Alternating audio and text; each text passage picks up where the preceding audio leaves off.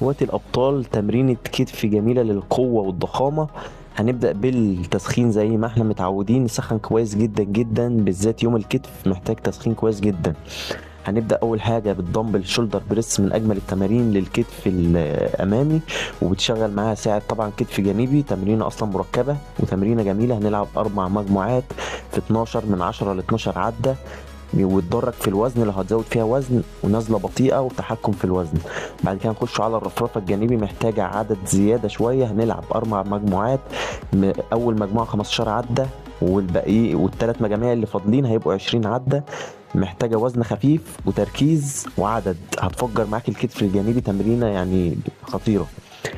بعديها على طول هنخش على الفراشه عشان نعزل الكتف الخلفي. احسن لعبه تعزل لك الكتف الخلفي الفراشة طبعا، بتشغل الكتف بس. هنلعب 3 مجموعات في 15 عدة. تمرينة جميلة. فجر الكتف على قد ما تقدر، واثبت ورا وارجع بطيء، وما ترجعش للآخر. حاول ما ترجعش للآخر خالص، بس اثبت ورا. بعد كده نخش على الفص الداخلي للكتف الأمامي بالمسطرة ال8. هنمسكها، هنحطها تحت ونطلع بيها معكوس. هتثبت فوق وتنزل، بس مش نازلة كاملة تحت، يعني تطلع فوق على قد ما تقدر وما تنزلش تحت خالص. 3 مجموعات في 15 عدة برضو. بعد كده هنخشوا على الحبل للكتف الخلفي، من اجمل التمارين اللي بتعصر معانا الترباس، نص الترباس.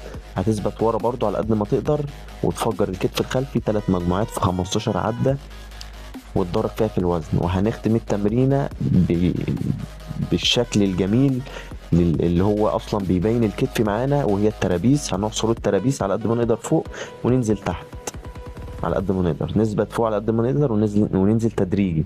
3 مجموعات، العدد على قد ما تقدر. فجر الترابيس.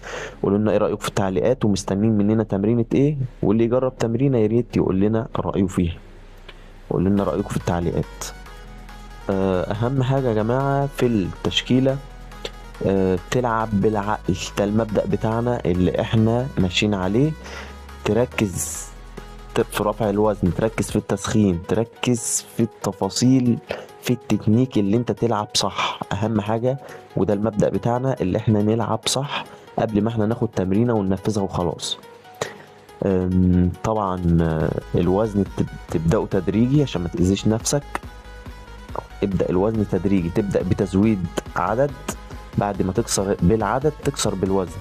ما تكسرش بوزن تقيل مفاجئ، لان الكتف الاصابة فيه يعني بتقعدك في البيت.